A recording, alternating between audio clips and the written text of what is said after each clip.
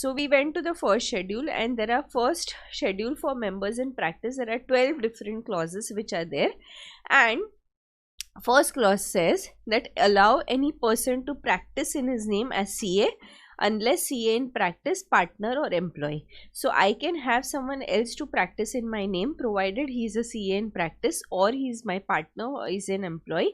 Anyone other than that cannot practice on my behalf. Then clause 2 talks about sharing brokerage commission or profit, where I am paying that amount, and clause 3 talks about sharing commission brokerage profit, where I am receiving the amount. So it says you cannot pay, allow, agree to pay or allow, directly or indirectly, any share, commission, brokerage and the fees or profits of the professional business to any person who is not a member in practice, who is not a partner or employee, legal representative of deceased,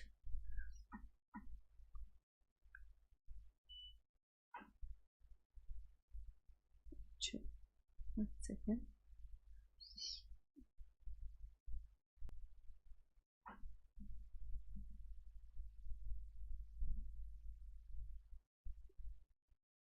हाँ एक बार change and C.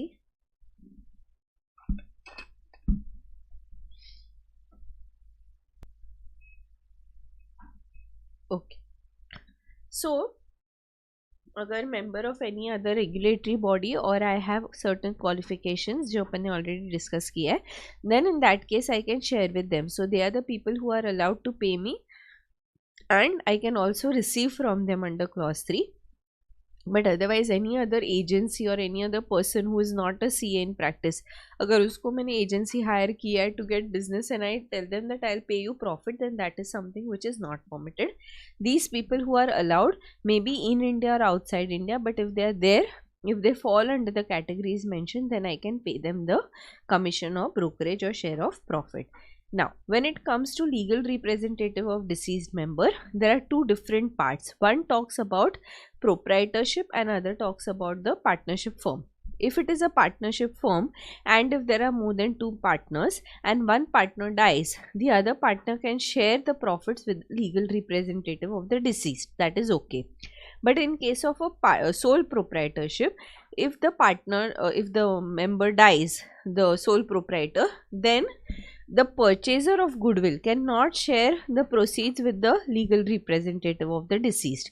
So here if I am the purchaser of the goodwill, then in that case after death the name will be reserved by the institute for a period of 1 year, and I have to ensure that I pay for the goodwill or I make payment in installments, but there will be no sharing of profits. If it is death plus there is a legal dispute going on as to who's the legal heir of the business, then in that case institute will reserve the name for a period of 1 year from the date of settlement of dispute, and after the settlement of dispute I will have to make the payment. I cannot share anything with the legal representative of the deceased. Clause 3 talks about accepts, agrees to accept any parts of profit from any person who is member of institute, practicing CA, legal representative or any professional body ka part. Then in that case I can receive money from that particular person. Referral fees from CA in practice is also something which is very, very common and can be done if I am a partner or employee of the firm. Then talking about clause 4, it says that enters into partnership in or outside India with any person other than a member in practice or from the professional body, or who is entitled to be registered as a member, but for the fact that he is based outside he cannot, and who has the necessary professional qualification. Isme again professional body, professional qualification, you have CS, ICWA, CMA, architects, bar council and actuaries. So they are all there. Clause 5 talks about secure professional business through service of a person, not an employee, not a partner, by means not offered not open to CA. So if I have to obtain work, then in that case I have to obtain work either through the employees or through my partner or any other means wherein by way of word of mouth I'm getting that particular business. So CA institute is a CA is a profession, and hence here you cannot obtain business just by having third party who's helping you get business based on the commission. Or I cannot do any cold calling, or I cannot do send out any cold letters saying that I want work and please give me work, because that will harm the repute of the institute. So here what happens is that there is a case study on Jethanand Sharda versus Deepak Mehta, and it talks about army canteen, where a CA is sending out letters to all army canteens and saying this is the work I do, this is my qualification, this is the fees that we charge, and give me work. So here he was held liable for professional misconduct. Then coming to soliciting clients or professional work directly or indirectly, very very important, clause 6, which talks about not advertising your work or not promoting your work. And there are different clauses which tells you different things, but basically by way of circular, advertisement, personal communication or interview or any other means, I not obtain work by advertising what I am doing. If there are tenders to be applied to, I can apply to those tenders and seek work. But if that tenders pertain to work which is already done by CA, like auditing and attestation services, then in that case I can apply to the tender provided it is open to all CAs and other professions as well. And second is that if there is a minimum fee mentioned there, so I have to see whether the minimum fee is commensurate with the amount, time and resources I will involve, and if it is, then in that case I can accept it, otherwise I can not accept it. If I am a CA in practice, then in that case I cannot I can coach and teach, but I cannot advertise my coaching or institute or anything, because here if I do that, then there's a possibility that I'm indirectly advertising my CA firm, so I cannot do that particular thing. But outside my coaching institute, if I want to have a name, saying a board giving the name, my designation and the subjects that I am teaching, then that is okay. But otherwise I cannot advertise my coaching institute if I am a CA in practice. Apart from that, what are the other things which are relevant is that advertisement or note in press is something which I cannot give. But if I have a partnership and there is a change in partnership, dissolution of the firm or change in name, telephone number, then that is something that I can advertise. But when I am advertising that, I have to ensure that it is only restricted to the areas where I am operating. I can put an ad in the CA journal, CA newsletter, saying that I'm looking for partners, I'm looking for employees, or I'm looking for work. That is perfectly okay, but I cannot have my professional attainments highlighted there. I can give my area of expertise, but nothing more. Then empanelment for allotment of audit. I can empanel. There are various empanelments that are happening wherein CAs can go and empanel. We have to apply for it and then we will get the approval and our name will be listed there, and then we will start getting clients. But while doing the empanelment, I should not engage in roving inquiries. I should not pester people to put me on the panel. If I get it, well and good, but I shouldn't be pestering people to put me on the panel. Tenders we have done. Books, articles or presentation, I can write, I can put my name, I can put my designation, I can put my firm name, but no professional attainments to be advertised.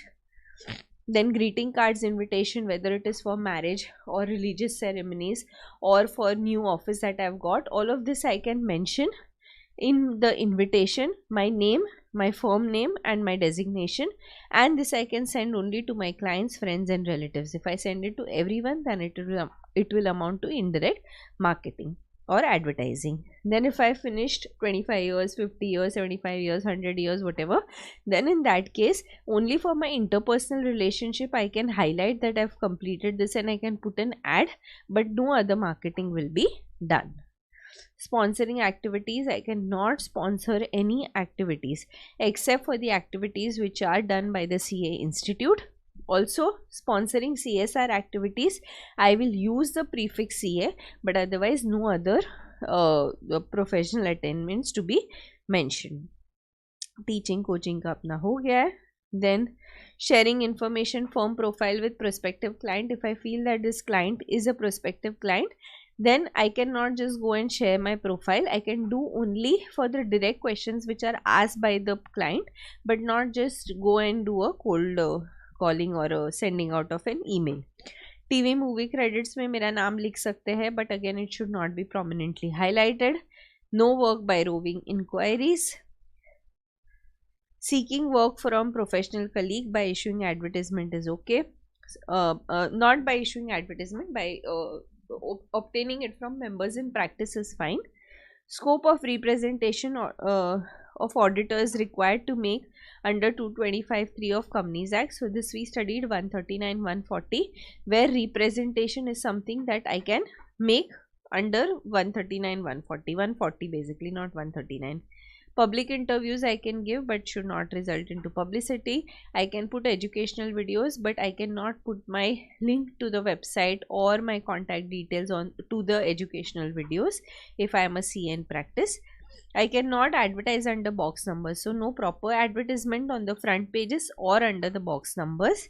And last is that if I am a CA who has a friend who is also a CA or an acquaintance who has introduced me to his or her client, then in that case, if the client gives me work directly, I have to tell him to route it via that CA who has introduced us. So I cannot directly take that particular work from that particular person. So this is clause 6, very, very, very important. Then coming to clause 7. Advertises professional attainment or services or uses designation other than CA.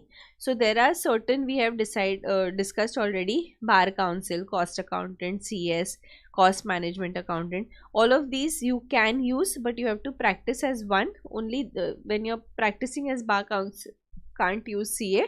When practicing as CA, you can't use bar counsel. But if I am a IT consultant or management consultant, corporate lawyer, I cannot use any of these. Member of parliament, municipal councillor, everything I cannot use.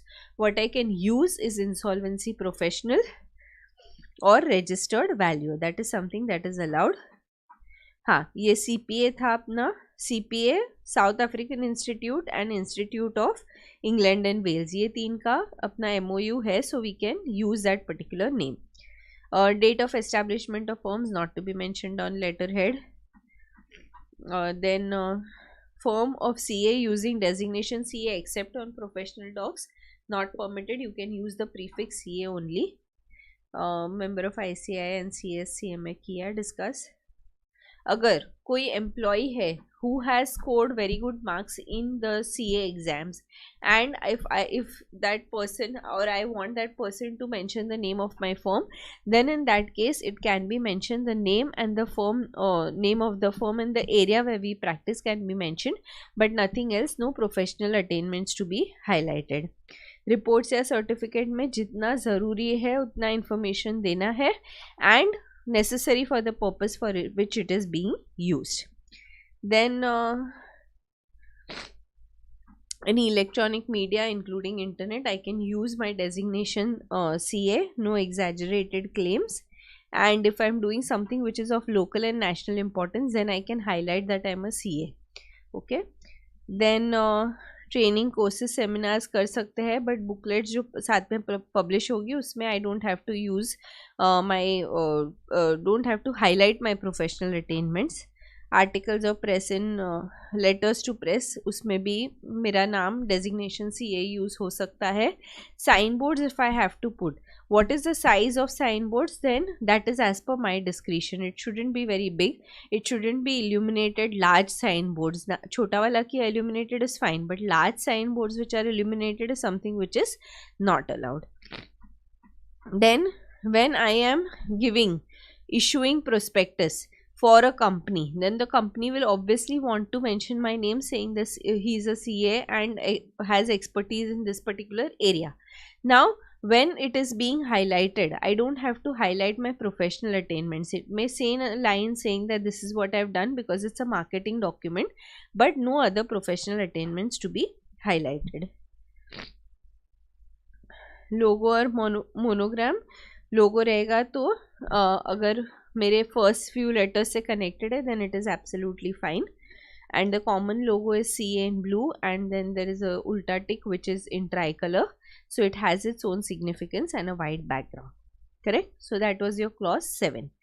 Then clause 8 अपन ने पढ़ा था, which says accepting a position as auditor previously held by another CA or a certified auditor. So if some previous CA is holding that position and now I am going to take over, then as incoming auditor it is my responsibility to inform the previous CA that I am coming as an incoming auditor, for two reasons. One is that professional courtesy demands that I inform him, and second, that if there is any problem with the client or there are any reasons why he is not a auditor anymore with the client, or if the client has removed that particular person, then I will come to know the reasons if I communicate with that particular person. Your communication is mandatory. I have to, before accepting the assignment, communicate with the person. But पहले क्या होता था, certificate of posting डाल देते थे कि मैंने letter भेज दिया है, मिला नहीं मिला not my responsibility. Now council has said that if you have put a certificate of posting then in that case it has to be sent by registered post acknowledgement due, या वो hand delivery होना चाहिए, या email ID पे डालना है, या यूडीआईएन change करना है. So by these ways you are communicating and you are insuring that communication has reach to that particular person. अभी ईमेल भेजा, ईमेल बाउंस हो गया या ईमेल बराबर नहीं है, तो जो इंस्टीट्यूट के साथ ईमेल आईडी है, if I have put the email ID correctly, if it doesn't reach his inbox because inbox is full, then it will not be my responsibility. Or if I am sending registered post acknowledgement due but the office is locked and every time they go the office is locked, then it is not my responsibility. Or if it says that the office does not exist in this particular address, then again I have given it to that particular address, now it doesn't exist, then that is not my responsibility.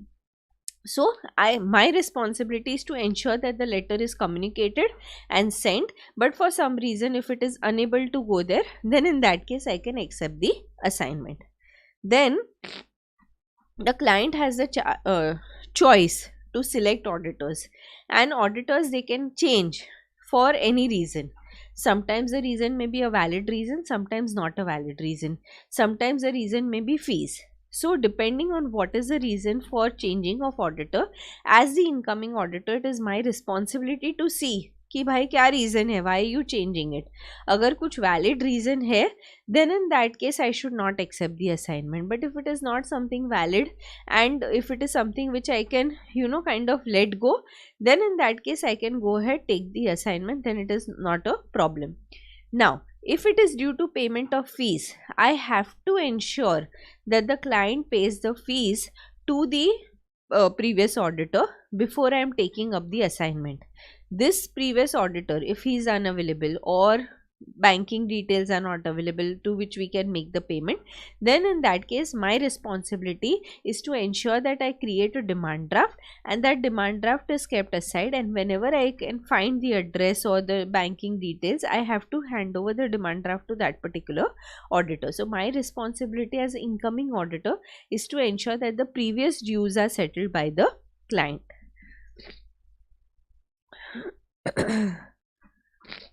Now अगर 3 regions है, one is 139 140 नहीं किया है या undisputed fees है तो guilty of misconduct है. Qualified report issue किया है तो I have to check whether proper reasons की वजह से क्वालिफाइड रिपोर्ट दिया है. Yes, then in that case I will not accept the assignment. If no, then I can accept the assignment if need be. Non payment of disputed fees अगर है तो I cannot take up the assignment till the time the fees are paid. But there is an exception pertaining to SIC unit. SIC unit is basically a company which has been functioning for more than 5 years and who has accumulated losses more than its net worth. Then in that case अगर उसने payment of fees नहीं किया then it is okay, but otherwise I have to ensure that the fees are paid to the previous auditor.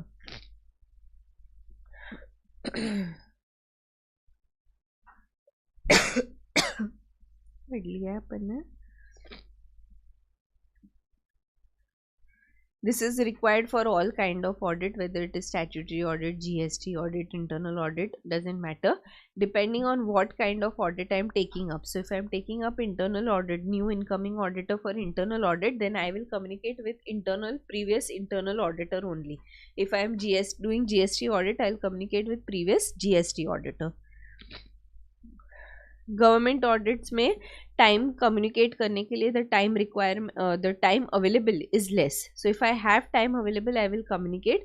If no, then I will accept the assignment subject to approval by the previous auditor, so subject to the objections which the previous auditor will raise. Correct? So that is your clause 8. Now coming to clause 9, again important, which talks about accept an appointment as auditor of company without first ascertaining whether 139 140 has been complied with or not. 139 talks about appointment of auditors, 140 talks about removal of auditors. Now I have to check. If I have not checked, then guilty of professional misconduct हो जाएगा. Now here when I am checking, first what will I check कि incoming जो auditor है तो उसका appointment as required हुआ है कि नहीं हुआ है. So whether the appointment is where it has to be done by the board, whether it is done by the board or not. Board ने नहीं किया है तो EGM में जाके अपने को 90 डेज में करना है, whether that is happened or not happened. Casual vacancy create किया है तो बोर्ड करेगा, नेक्स्ट AGM में मेंबर्स करेगा. But if casual vacancy is due to resignation, then whether approval of members at share holders meeting with in 3 months taken, not taken. So I have to ensure that all these clauses regarding the appointment are complied with, and only then I can go ahead and accept that assignment. 140 says that 140 has two different provision. It talks about removal of auditor before the expiry of his term. So if I am removing an auditor before the expiry of the term, first I will pass a board resolution, then I will take approval of CG or regional director. Then उसको opportunity मिलेगा, special resolution pass होगा, and then the auditor is removed. So here that process is there. So whether the board resolution is passed or not pass, CG का approval लिया है कि नहीं लिया है, अपॉर्चुनिटी हर्ट दे के स्पेशल रेजोल्यूशन पास किया है नहीं किया है, all of those things is something that I will have to check. Next coming to resignation होगा तो सिंपल है, खाली रेजिग्नेशन देने का है और फाइल करने का है. Appointing auditor other than the retiring auditor 144. तो यहाँ पे स्पेशल नोटिस होता है कि जो ऑडिटर अपॉइंट होने वाला है उसके अलावा कोई दूसरे ऑडिटर को मुझे अपॉइंट करना है. So special notice I will send and I will send it to the company. This special notice I can send minimum 14 days before the meeting or 3 months before the meeting, not earlier than 3 months before the meeting. This notice which I send to the company will also send it to the auditor. Auditor will come make representations. Representation karega. If that representation has been received on time, then I will send it along with my notice for AGM. If it is not received on time, then I cannot send it along with the notice of AGM, and hence I will read it out at the meeting.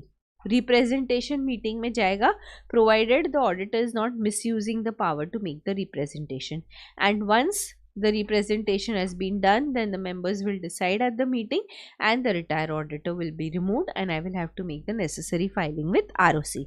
So when I am doing that, it is my duty to ensure that all these compliances which are required to be done are complied with or not. Now, if I have to send any documents to the outgoing auditor, then in that case it is saying that along with 139 140 you also have to comply with section 20 which pertains to service of documents. Service of documents बोलता है that whenever you are sending documents you can send it by post, speed post, registered post, courier, registered post, acknowledgement due या hand delivery. So here again I have to ensure that when I am sending a notice to the outgoing auditor, then it is not mere certificate of posting and it has been received by that particular auditor. तो department of company affairs ने circular निकाला था that whenever you are communicating you have to communicate via registered post, acknowledgement due, and not any other way. Now incoming auditor जो है वो before accepting the assignment जो board ने notice भेजा है या एक्नॉलेजमेंट ड्यू मिला है या रिप्रेजेंटेशन है, all of this he will take from the company and ensure that all the compliances are done, read the compliances which are done, and after that he will be accepting the assignment. Now, if the retiring auditor is to hold the office till the conclusion of next AGM, so जब तक वो AGM नहीं होता है तब तक he will hold the office. But say for example that AGM has been adjourned for any reason, then he will hold office till the date of adjourn AGM. Sorry. Now, when I am having a meeting and in that meeting I am appointing also and removing also, then in that case appointment हो गया in the AGM, but removal के लिए it didn't happen and it got adjourned. Then in that case appointment आज हो गया, adjournment हो रहा है 7th August को. So here how will you do कि जब तक रिमूवल नहीं होता है 7th August को, तब तक जो न्यू अपॉइंटेड ऑडिटर है will not function. He will only start functioning from 7th August from the date of adjourn meeting when the auditor has been remove. तो जब तक वो रिमूव नहीं होता है new auditor will not start working. Now, removal of auditor, appointment, resignation, all of this is something which is impacting the auditor, and hence there is a board set up which is called as the ethical standards board. तो ethical standard board ने भी guidelines lay down किया है and have mentioned that every time there is a removal, resignation, you will make communication as required under the Companies Act, no problem. But along with that, you will also ensure that you communicate everything to ESB. So ESB will tell what are the things to be communicated, and the auditor along with Companies Act will also have to communicate to ESB. क्या क्या communicate करना है? That the auditor resigns and reappointment नहीं है तो जो भी communication reasons everything copy has to be sent to ICI. Incoming auditor will ensure that he obtains all these copies before accepting assignment. अगर वो willing to reappoint है but उसको reappoint किया नहीं है, then copy of statement, representations to management वो सब ICI को भेजेंगे. Incoming auditor will obtain all that information from the board. ESB will read everything and make a note of it, and it will submit a report to the council, and if it needs any further information he can obtain further information. Now, above process has to be followed for any kind of audit. तो ऐसा कुछ नहीं है government audit हो या other statutory audits हो, उसके लिए प्रोसेस अपने को फॉलो करना है. Then clause 10 did we do? No, clause 9 पूरा खत्म किया था, राइट?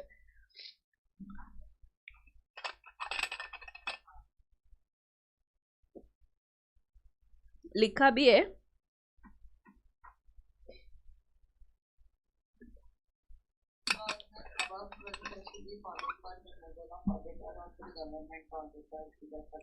हाँ, correct. So then coming to clause 10.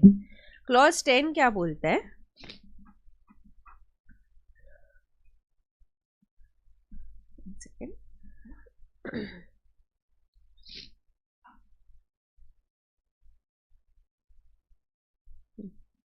Yes. Clause 10 क्या बोलता है?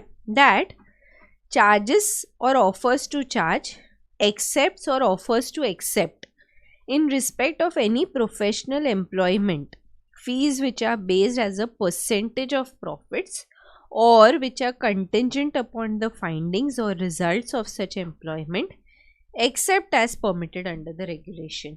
तो यहाँ पे नॉर्मली कैसा होता है? फीस जो होता है मेरा फीस होता है fixed fees, correct?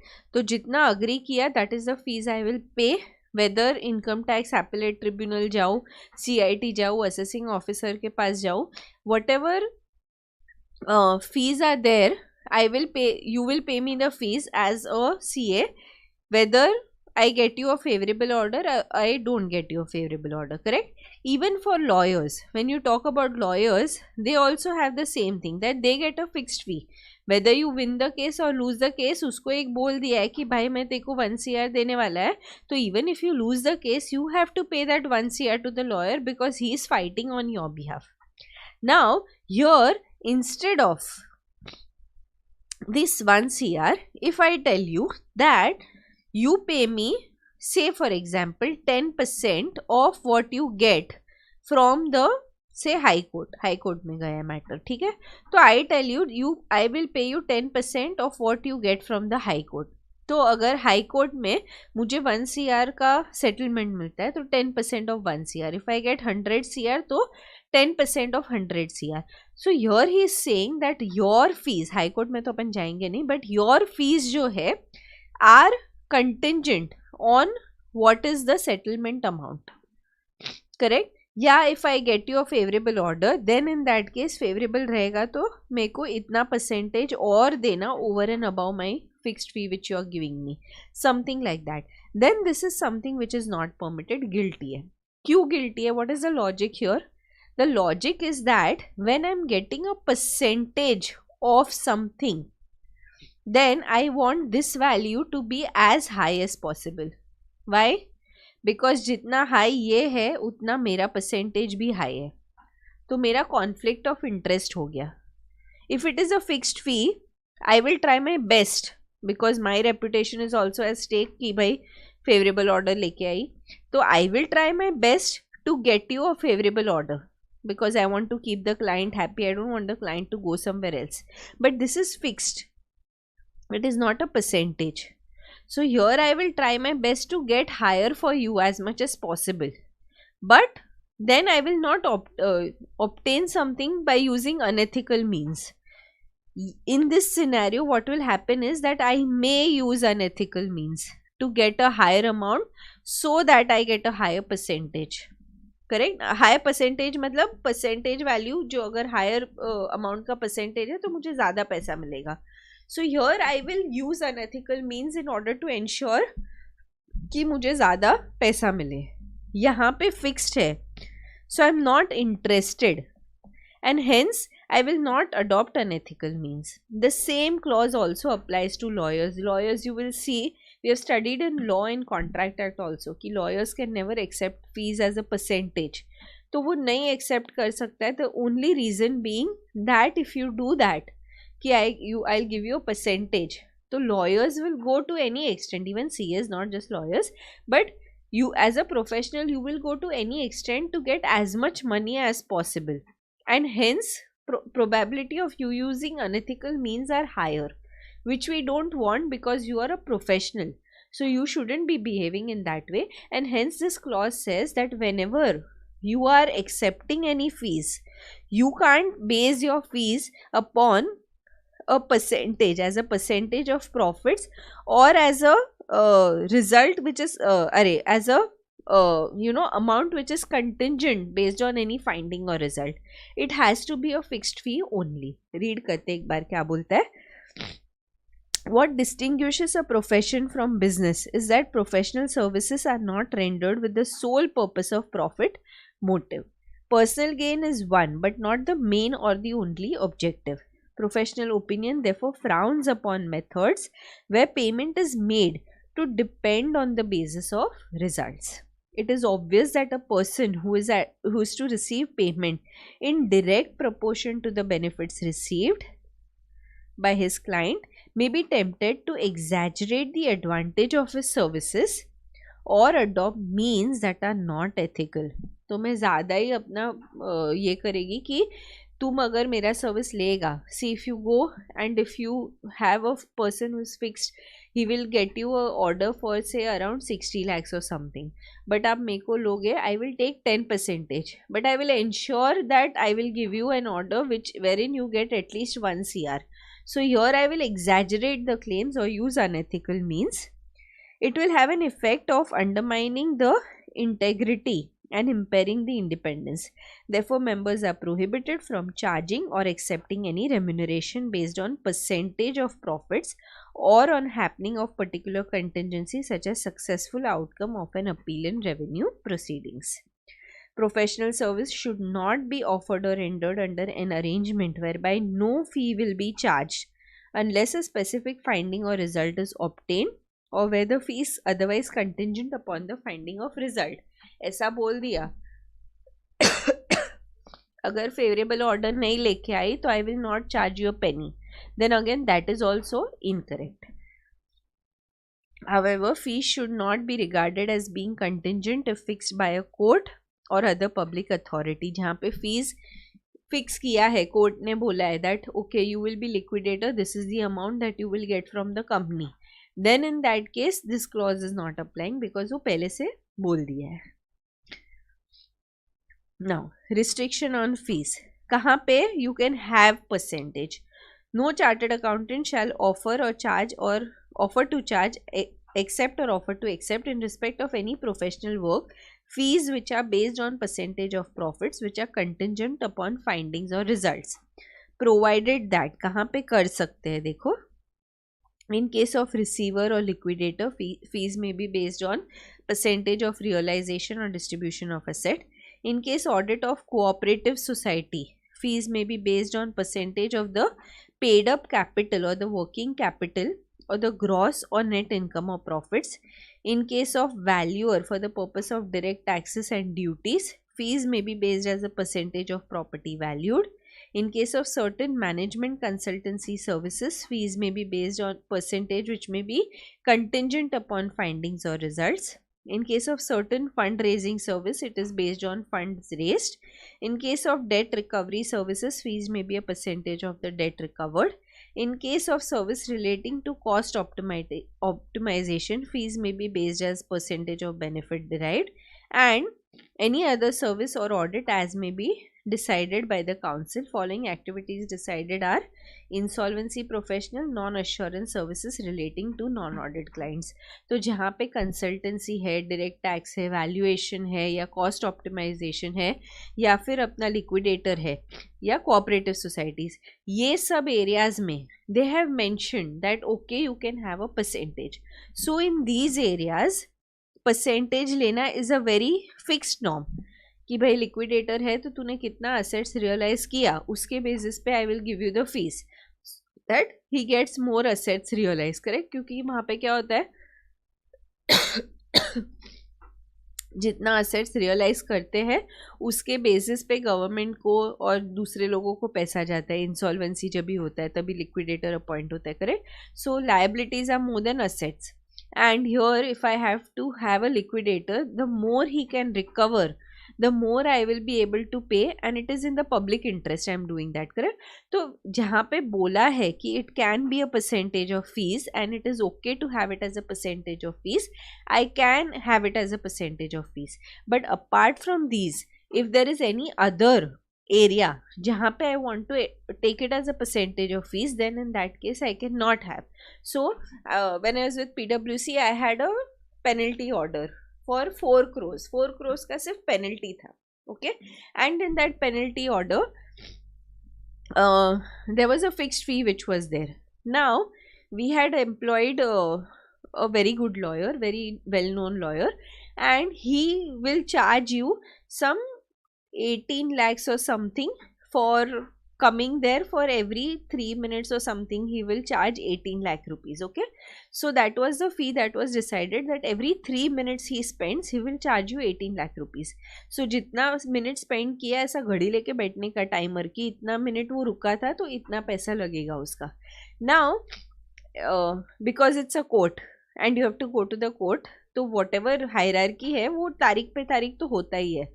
So he would go to the court, and twice or thrice it happened that when he visited the court, at that point of time the judge was not there. So judge was on leave and it was getting postponed to next week. So every time he went there, then वो जाएगा उधर और वो 6 minute 9 minute जो भी उसका, depending on how much time he had to wait there, he will wait for that time and he will send us that bill. इतना बड़ा बिल भेजेगा वो, 10-15 मिनट भी बैठा है उधर, तो he will send a bill saying court not there but this is the fees that I will charge you because I attended. And I said that why are we approving this? So my manager said you have to approve. Ideally technically he is always in the court, so he knows that the client the judge is not there, but the fact that he went there to attend, he has to show his face and appear before the authorities. Authorities will say okay आज नहीं है, judge नहीं आया है, तो इसके लिए there will be no proceedings, and he will come back. So every time he goes there, that number of minutes he spends, he is going to come and charge here. Now this is a fixed fee, correct. तो fixed फी है तो चलेगा, but अगर वो same thing अगर कुछ percentage में ले रहा होता था तो all of this he wouldn't have taken, but he will ensure that when he gets the order he gets something which is a very favorable order, so that he gets a good percentage. Because imagine if 4 crores is only the penalty which is levied, उसके ऊपर जो taxes थे, interest थे, penalty, everything is different, no? First is your tax amount which is there, उसके ऊपर interest लगता है, then interest के ऊपर मेरे को penalty लगता है. So if 4 crores is only the penalty, we are only fighting for the 4 crore part. Imagine the other amounts which are there, and he is fighting for the entire part. So that entire part का percentage अगर उसको मिलता था, it would have been much higher than what I was negotiating for, कि भैया ये 18 lakhs का इतना multiples लेके जाता है every time just by saying नहीं है करके. But that is how it works. So it's applicable to all professionals, and you cannot charge a percentage unless it is required and it is approved by the law. ठीक है. यहाँ पे लिखा है Mr. P, a practicing chartered accountant acting as a liquidator, charge professional fees percentage on the realization of assets.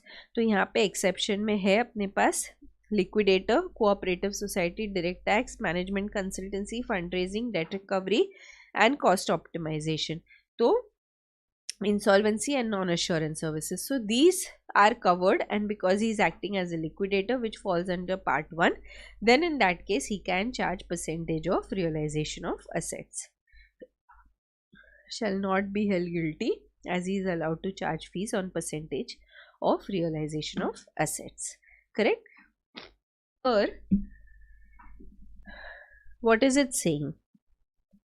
Clause is saying that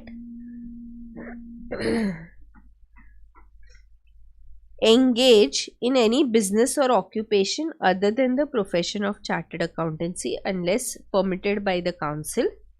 Nothing shall disentitle a chartered accountant from being a director of the company unless he is interested as an auditor. So he is saying that as a CA in practice, I cannot take up any other business or occupation. If I am a CA in practice, then I can only be a CA who is in practice, who is doing CA related work, CA related assignments, but I cannot take up anything else, any other business or any other profession along with my CA in practice. If I don't have my CA in practice, okay, I have only a membership number of the institute, and then if I have a gifting business of my own, then it is okay, because I am not a CA in practice. But if I am a CA in practice, साथ में if I am doing my gifting business, then that is something that may not be allowed. So जहाँ पे council ने बोला है कि these are the things you can do, those things you can do, but other than that you cannot do any other business as a CA in practice. Now, if I am a CA in practice, I can also be a director of the company. What is the logic for not doing business? Do we understand? The logic is कि अगर मैं CA in practice हूँ, I have my CA का business, correct? तो अपन ने जो पढ़ा था that teaching, coaching activities, correct? Clause 6 में teaching और coaching. तो teaching और coaching जब भी मैं करती हूँ, so there is a possibility that if I am teaching international tax, I advertise international tax, तो मेरा CA business का indirect advertisement हो जाता है. So he is saying that CA business में advertisement is not allowed, correct?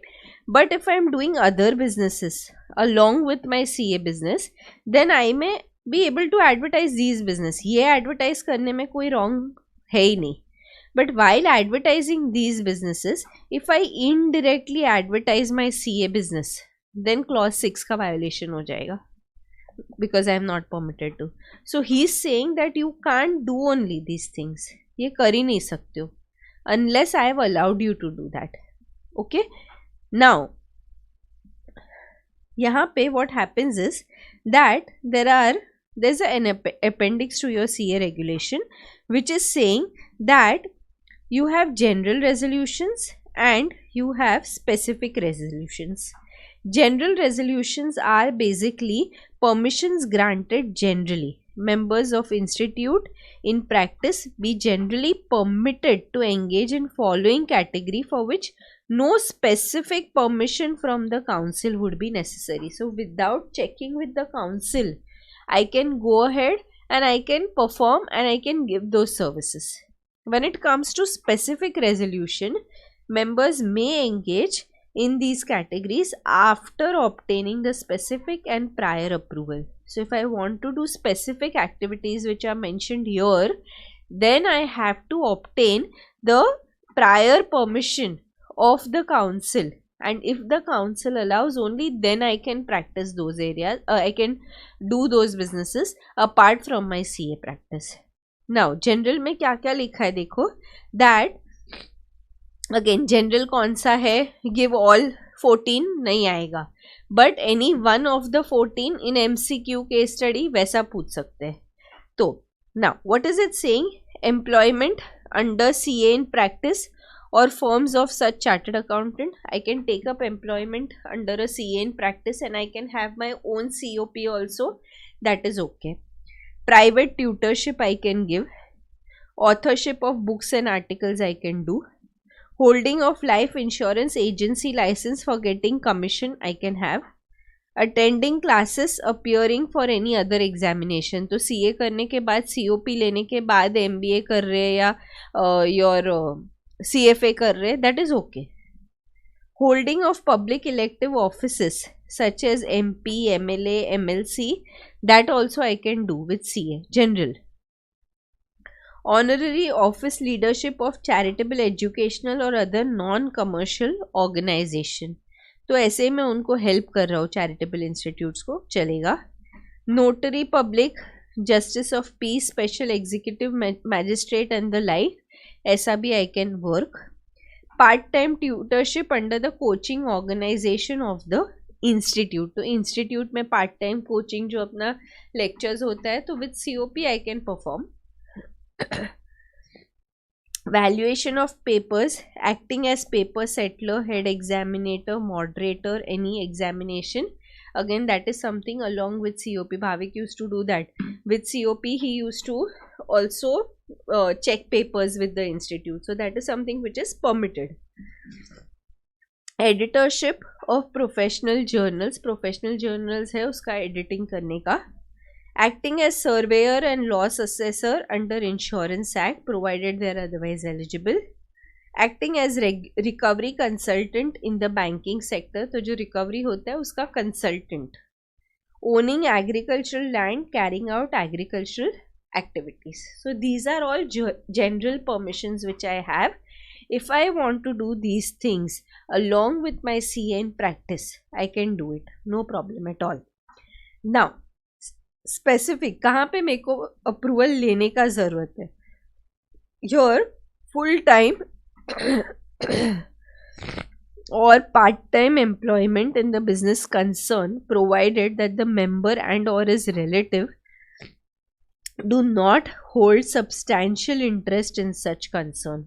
तो related नहीं होना चाहिए, सब्सटैंशियल इंटरेस्ट नहीं होना चाहिए, रिलेटिव्स नहीं होने चाहिए. रिलेटिव्स अपन ने देखा भाई बहन, husband, wife, lineal ascendant, descendant, and substantial interest is holding more than 20% in those company, whether individually or along with your relatives. Correct? So full time, part time employment अगर लेना है business concern में, then I can take provided relative not holding substantial interest. Full time or part time in non-business concern. I have COP, but I'm working full-time at a charitable organization, non-business concern. Then also I need approval. Office of Managing Director, whole-time director of a body corporate within the meaning of Companies Act, provided that the member or his relatives do not hold substantial interest. I will talk about directors, so this I am keeping on hold. Basically, MD, whole-time director का approval लगेगा. Interest in family business concern, including such interest devolving on the member as a result of inheritance, succession, partition of family, or concern in which interest has been acquired as a result of relationships and in the management of which no active part is taken. So, if there is a family business which is going on, I am a CA in practice, I have my own CA ka business, but there is a family business which is going on and चाचा के बेटे और सबको मिलने वाला है certain part, बेटे को मिलेगा, बेटी को, जो भी जैसे भी डिवाइड किया है वो लोग ने, so they are getting certain percentage. So because I am also a part of the family, then I am getting that particular percentage, but I am not actively involved in that particular business because I have my own CA practice, but I am a part of it. I have certain interest in that family owned business. Then in that case, again approval needed.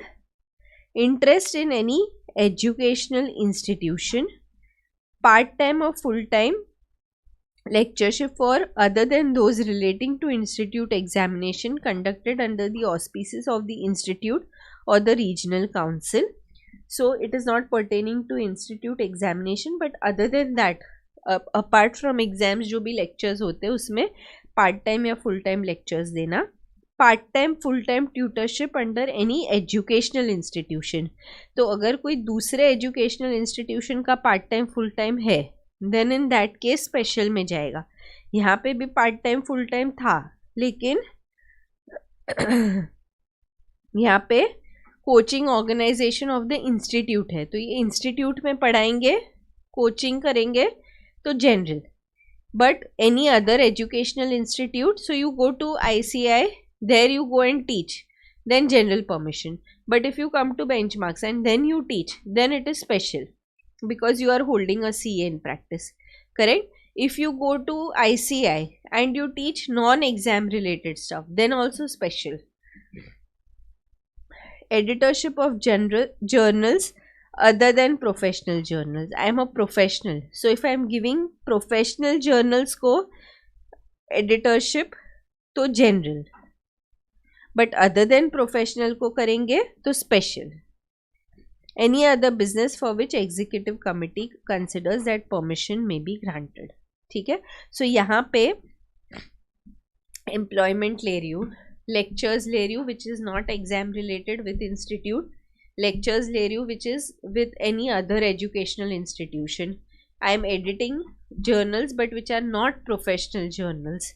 और एक था HUF में, मतलब अगर family business है उसमें मेरा interest है but I am not actively participating, but because I have a interest in a family business, then I will have to take approval.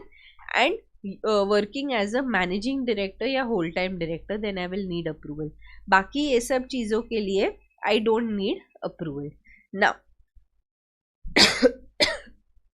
when it comes to director, what is happening is he is saying that this clause will not disentitle a chartered accountant from being a director of the company. So I can be the director of the company. Absolutely no problem in being a director of the company. But if I am a CA in practice plus director, then I cannot be MD और whole time director. ये मैं नहीं बन सकती है.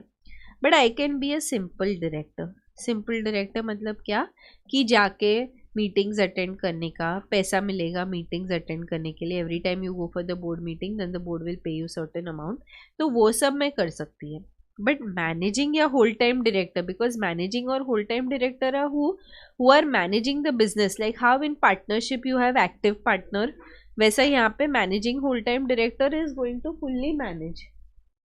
सो in that case what will happen is that you can not do this. But simple directorship if you want to take, not a problem. If you want to do this, then in that case you will need special permission. तो यहाँ पे अपन ने जो पढ़ा कि special permission लगेगा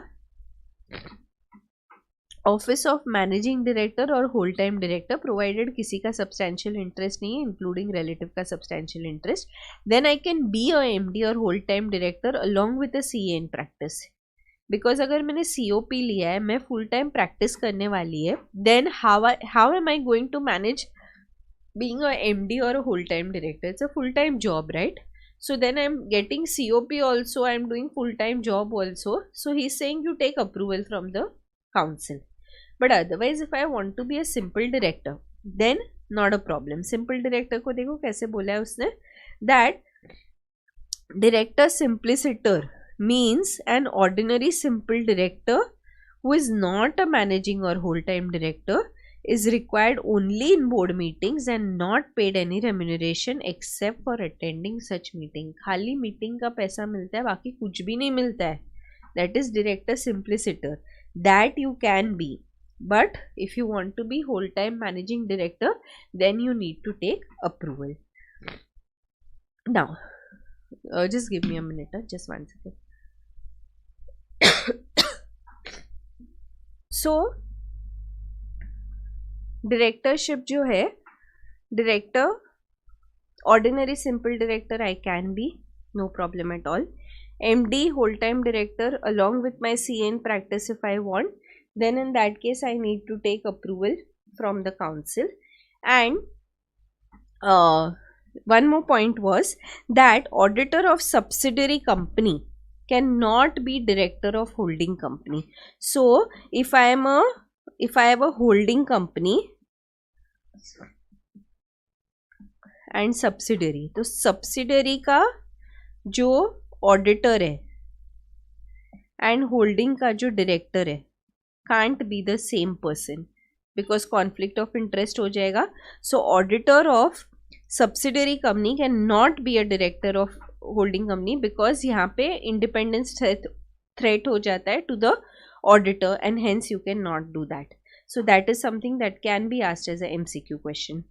Now promoter या promoter director, if I want to be promoter director, is basically I am there for the formation and I am the first director of the company, or I want to be subscriber to memorandum association. In the last page of your memorandum articles of association you are sign as a subscriber, that I can be. There is no issue as such in being a subscriber to memorandum articles, but as a CA firm you cannot set up yourself as a company, is what we already know. Now in doing family business, we have already discussed this, that if I have inherited certain part of my business, then I can continue to do that particular business. But if I am doing that business because I have an interest due to inheritance, ऐसा नया acquire किया है वैसा नहीं है, वो inherit हुआ है, मेरे को succession में आया है, then in that case I cannot be actively involved in the business if I have a certificate of practice. Because I have a certificate of practice, I am practicing, I am supposed to practice as a CA only, practice the profession, and that is why I cannot be actively engaged.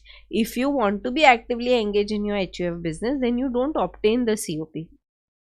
Correct? And one more point that they've added here is, one is that अपना यहाँ पे अपन ने पढ़ा था that tutorship जो है, tutorship if I want to do for any CA related courses, institute के साथ में अगर एग्जामिनेशन रिलेटेड कोर्सेज है तो जनरल परमिशन लगेगा. अगर मेरे को एनी अदर इंस्टीट्यूट करना है देन स्पेशल परमिशन लगेगा. So here he is saying that private tutorship part time under coaching तो जनरल, specific है तो for any educational institute, but here the teaching hours can not exceed 25 hours a week. तो उससे ज़्यादा teaching मैं नहीं कर सकती हूँ. I can only do up to 25 hours. See, read it once here.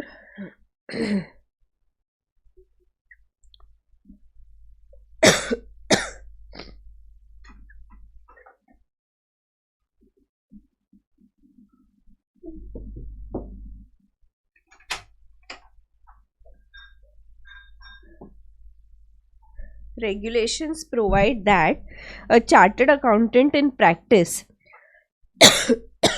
shall not engage in any business or occupation other than the profession of accountancy except with the permission granted in accordance with by the council. The council has passed a resolution under regulation 190A granting general permission for private tutorship, part-time tutorship under coaching organization of the institute. तो institute के साथ है तो general permission है, and specific permission for part-time or full-time under any educational institution. So if I want to practice under any educational institution other than the institute, then special permission लगेगा. Such general and specific permission granted is subject to the condition that direct teaching hours devoted to such activities taken together should not exceed 25 hours in a week in order to be able to undertake a test functions. So I very clearly remember that, you know, when we were studying for CA final, we didn't have एक तो we had only for practical costing, finance and accounts, 3 subjects के लिए only we had coaching. Other things we had to do on our own. But at that point of time, there was a person who is a practicing chartered accountant. He had started his own batch for direct taxes, and for direct taxes when he started, he used to teach very good. A lot of my friends used to go there also. But when he started, there was no any promotional message sent out saying that he is going to be teaching this particular subject or anything. Nothing, no. So with that class only they had a tie-up. So there was no message. So अगर वो word of mouth से पता चला तो पता चला, but otherwise there was no communication or advertisement saying that he is going to teach that particular subject. No board or anything put up, and he had those limitation of hours that he couldn't extend beyond those hours. So he had that limited hours he would teach every week, and that is why his portion would take a lot of time to finish also, because tax being such a huge subject in itself, it took a lot of time for him to finish also. So here the logic is that we always used to think that if he's so good, why is it not being marketed that he's going to teach? Because एक तो कोई direct tax पढ़ाया ही नहीं था life में, always use to do on own. तो now जब भी वो आ रहे हैं तो why is it not being marketed? But it is not being marketed because he was a practising CA, he had a COP. So you can't market that he is going to be teaching that particular subject. तो marketing उसका कुछ था ही नहीं. Plus he used to take longer duration to finish. We used to feel that why is not taking on Sundays, why is not taking more hours Saturday Sunday ko when we don't have office and all of that. But at that point of time we didn't know that it was 25 hours ka jo restriction hai. That later we realized ki acha this is the restriction, which is why this is happening. So that 25 hours a week and not marketing is a very very important. And then later he went on to becoming chairman and all of that. But it is a very very important regulation that needs to be complied by CA in practice. And this is something, because ये 25 hours का एक single line में दिया है, this is something that can be asked along with your clause 6 and this particular clause, everything put together. They can ask you a case study question. It will be like a beautiful case study question covering 2 clauses. And also the general permission restriction wala part, and also covering the 25 hours per week ka part, also covering the advertising ka part. So all of this put together, it will be a very nice question to ask. So this is something that can come as a case study question. Neither if not a case study question, then it can also be asked as a MCQ question. अगर मुझे पूछना है तो 25 hours के ऊपर वो MCQ question भी डाल सकते हैं, because a very small line but can be asked. So this is about your clause which is talking about कौन सा बिजनेस कर सकते हैं, कौन सा बिजनेस नहीं कर सकते हैं. Director you can be, MD whole time director you can't. If you want to be MD whole time director, you go and take specific permission. Now you cannot do any business which is going you cannot do any business, because when you do any other business, if you are marketing that business, then there is a possibility that you are marketing your CA business indirectly, and hence you can't do. Plus you are a professional, so you have taken that COP, then you are expected to act as a CA and not do any other business which will get disrepute to the institute. What are the general businesses you can do? In general businesses you can be under employment under a CA in practice, that is okay. Private tutorship कर सकते हैं, institute के जो भी courses है वहाँ पे you can go and give lectures. Then you can be life insurance agent. You can appear for other examinations, attend classes for other examinations. You can also be of public service like MP, MLA. Charitable के लिए, non business के लिए also if you want to work, that is something you can do. Surveyor, loss assessor, ठीक है. Recovery consultant, agricultural land कर सकते हैं. What you need special permission for is if you want to be MD, whole time director, or you want to do any other business full time, or if you have inherited certain business and you have interest in that particular business, then if you want to actively participate, then in that case you will need to take approval.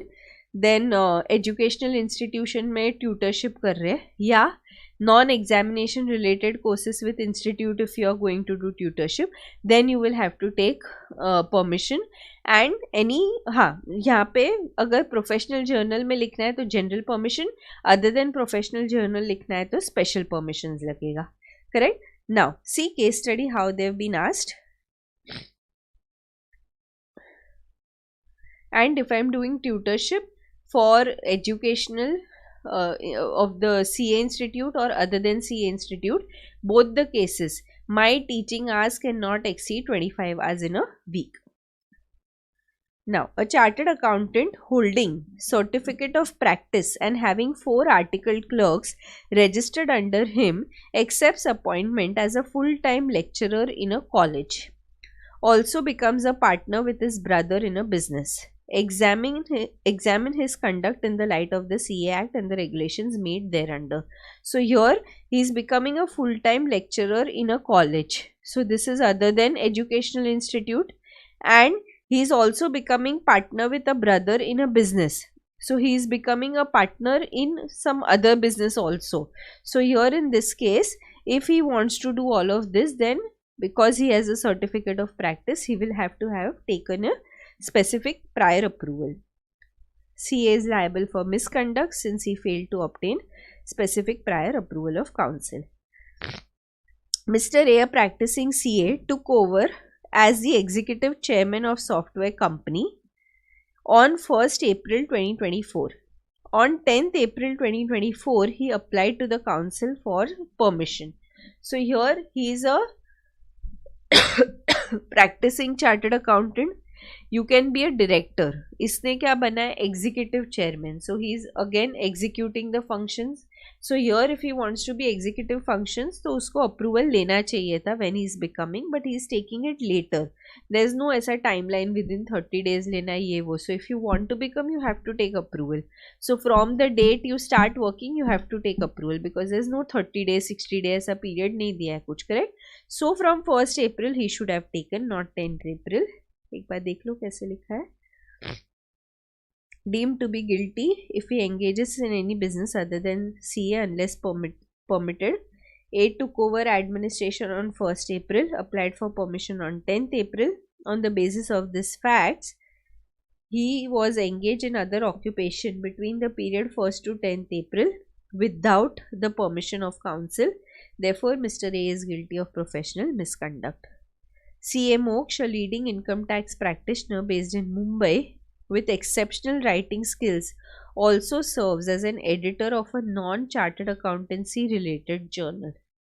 He devotes approximately 50% of his time to managing the journal's editorial responsibility of this journal. Is CA Moksh liable for professional misconduct? तो यहाँ पे he is engaging in non-chartered accountancy related journal. अपन ने पढ़ा है कि अगर professional journal है तो general permission, other than professional journal है तो specific permission. So here because it is other than professional, he should have taken specific permission. Engages in any business other than profession of CA unless permitted. Council has granted general permission to engage in certain specific occupations. In respect of all other occupations, specific permission is required. Moksh is into occupation of editing of journals other than professional journals, which is not covered under general permission. Hence, specific permission will be required, will be deemed to be guilty under clause 11 of part 1 of first schedule.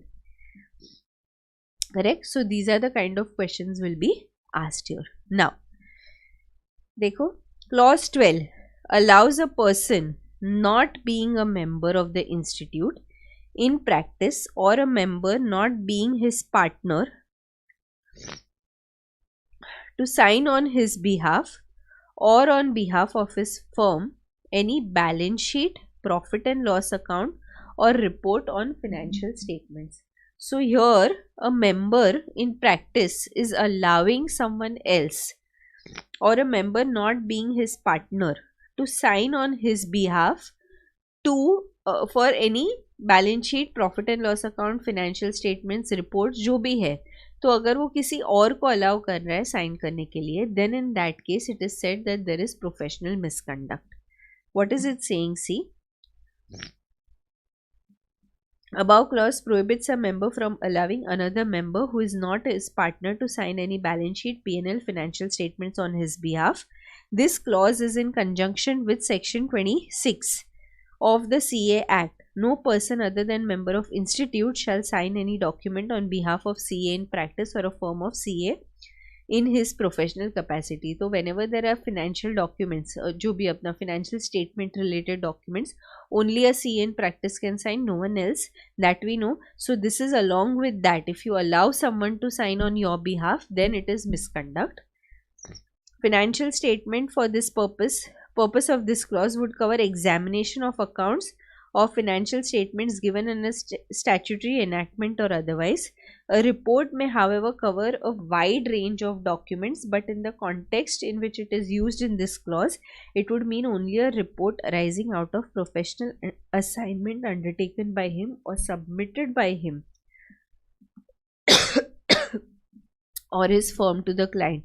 तो जो अपना financial statements है, we know financial statements में अपना balance sheet, profit and loss account आएगा, and whatever उसके साथ में जो भी annexures, notes to accounts, not notes to accounts, annexures जो भी है वो. ही इज सेइंग रिपोर्ट जो है is a broad term. Correct? So how will you define report? So he's saying because it is read along with balance sheet, P&L and financial statements, तो ये जो report है, that will be meant to be reports which the CA is supposed to give along with the financial statement. CA himself or the firm is supposed to give along with the financial statement. Only those reports will be covered for the purpose of clause 12. Then ये अपन ने last year पढ़ा था, एजुजियम जेनरिस वाला part, if you can remember, तो वो वैसा है. And the subject matter of report should be the expression of professional opinion, whether financial or non-financial, it doesn't matter. Financial statements and those reports referred to in this clause obviously means financial statements and report ultimately finalized and submitted to the outside authorities. So जो final financial statements है, those will be covered here. The council has clarified that the power to sign routine documents on which a professional opinion is not required may be delegated. So there are certain documents which may be delegated, which are not something which are professional documents जिसपे professional opinion देने का ज़रूरत है. What are these documents? See, issue of audit queries, asking for information or questionnaire बना के अपन जो information लेते हैं, letter forwarding draft observation financial statement, because यहाँ पे लिखा है कि जो finalized है only 2 statements are covered. Correct? तो जो ड्राफ्ट है वो नहीं कवर्ड है, वो कोई और दे सकता है. Initiating stamping vouchers and schedules prepared, तो वो मैं कर सकते हैं. Acknowledging carrying out routine correspondence with the clients, issue of memorandum for cash verification, other physical verification, issuing acknowledgements for records purchased, raising of bills, issuing acknowledgement for money receipts. Then attending to routine matters in tax practice. हर बार थोड़ी CA in practice जाने वाले, most of the time employees will go. Correct? Any other matters incidental to office administration and routine work. तो जो routine work है या जो draft है, questionnaires देना है, audit queries raise करना है, या अगर कोई receipts देना है, तो all of that के लिए You can delegate your responsibility. All of this every time if CA in practice sits and does it, तो बाकी लोग क्या करेंगे ना, तो वो he can't do all of this. So these parts you can delegate. Draft है तो ड्राफ्ट भी डेलीगेट कर सकते हैं, लेकिन जो फाइनल है which you submit to the authorities, that final जो डॉक्यूमेंट्स है that has to be signed by CA in practice only. तो क्वेश्चन में इनके ऊपर क्वेश्चन आ सकता है कि ये ऐसा काम है कि ड्राफ्ट जो है उसमें एम्प्लॉय ने साइन कर दिया, is it okay, is it not okay. Questioner था वो एम्प्लॉय ने दे दिया, is it okay, not okay. He has delegated his responsibility of audit queries to an employee, is that okay, not okay. So जो भी routine work है, admin work है, that can be delegated. But जो main cream काम है जहाँ पे मेरे को मेरा प्रोफेशनल जजमेंट देना है, रीजनेबल एश्योरेंस देना है एंड फाइनलाइज्ड जो फिनेंशियल स्टेटमेंट्स है उस पर साइन करना है, all of that CA in practice will do it. That can not be delegated.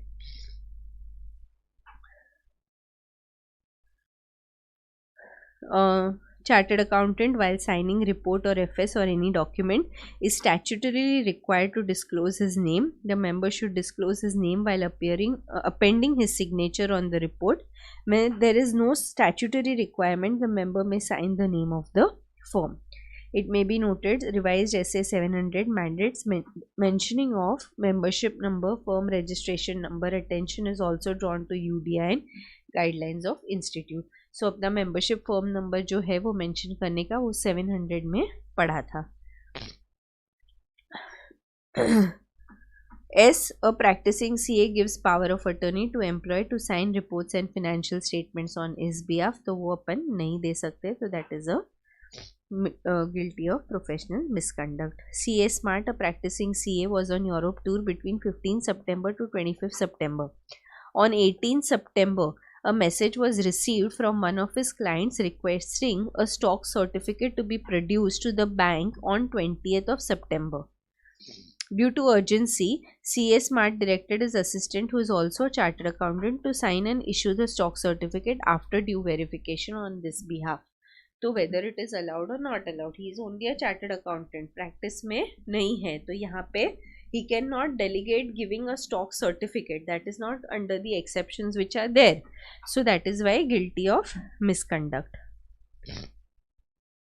CA Smart allowed his assistant, who is not a partner but a member of institute, to sign on his behalf, is guilty of professional misconduct.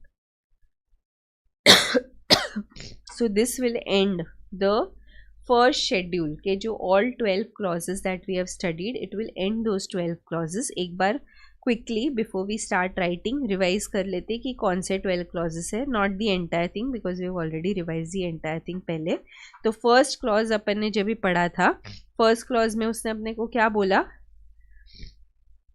इधर गया हाँ, कि allow any person to practice in his name. अगर वो CA नहीं है, partner नहीं है, CA इन प्रैक्टिस नहीं है, एम्प्लॉय नहीं है, तो he can not practice.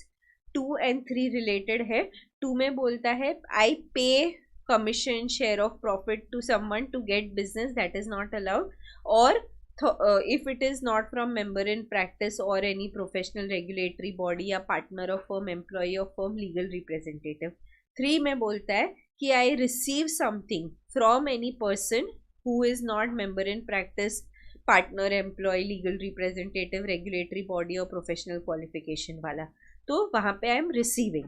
4th क्या बोलता है कि पार्टनरशिप एंटर किया with any person who is not in practice और not member of any institute और who is not of having any professional qualifications as specified, तो उनके साथ पार्टनरशिप करने का मुझे अलाउड नहीं है. देन 5th में हम बोलते हैं कि प्रोफेशनल बिजनेस लिया from any person who is not employee, partner or by means not relevant to the CA, not open to CA, not relevant. Then 6 वाला very important, जहाँ पे हम लोग बोलते हैं कि एडवर्टाइजिंग, सर्कुलर, पब्लिसिटी कुछ भी करने का मुझे अलाउड नहीं है as a CA. So I can not market myself, my professional attainments. ज़्यादा से ज़्यादा CA का डिग्री मैं मेंशन कर सकती हूँ, फर्म नेम मेंशन कर सकती हूँ, but I can not market myself. Then market the services that I am providing. Then 7th बोलता है advertises his professional attainment or services or uses designation other than CA. तो which other than CA we can use, not use, and मेरा professional attainments मैं क्यों नहीं market कर सकती हूँ, कब कर सकती हूँ, that is what I will mention. Then coming to clause 8, accepting auditor का position जो previously किसी auditor ने hold किया है, तो how that communication I have to do, why it is mandatory to do that communication. Clause 9 tells you that 139 140 का जो भी requirements है, section 20 service of documents, whether I am complying not complying as incoming auditor, I have to check, it is very very important. Then clause 10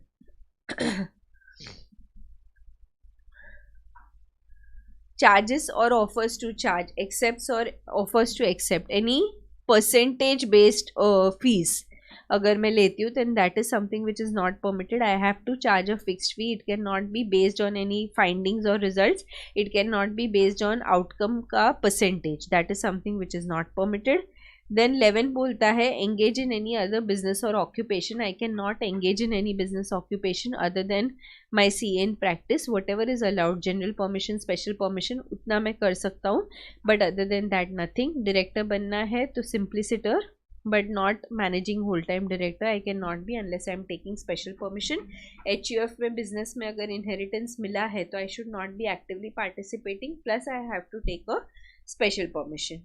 Then last वाला है that if I am a member in practice, then I can sign the financials and I can sign the balance sheet, P&L reports, everything, but I cannot delegate this task to someone else to sign who is not a member, who is not a CA in practice. And but जो routine regular work है जहाँ पे finalization of accounts नहीं हो रहा है या any report I am not issuing, then in that case that work I can delegate it to my employees and they can go ahead and do those particular tasks. ठीक है, so these are the first schedule का for CA in practice. What is misconduct का 12 clauses that we have finished. This is the biggest schedule that you have in this particular schedule.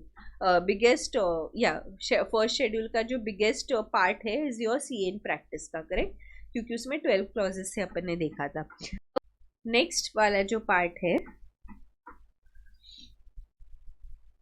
छोटा छोटा है, so we can kind of finish it. I think that's okay, 5 minutes more. हाँ, क्या बोलता है now, this is talking about professional misconduct in relation to members of the institute in service. So what we have done in the first part of the first schedule is about in practice. This is about in service. Now in service there are two clauses. First is saying that pays or allows or agrees to pay directly or indirectly to any person any share in the emoluments of the employment undertaken by him. And second, he is saying that accepts or agrees to accept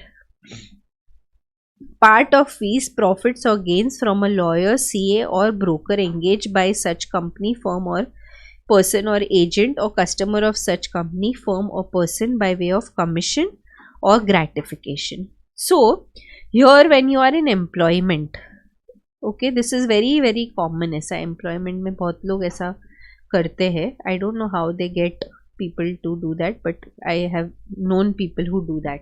So what happens is that if you are a member in service, you don't have a COP, you are in employment.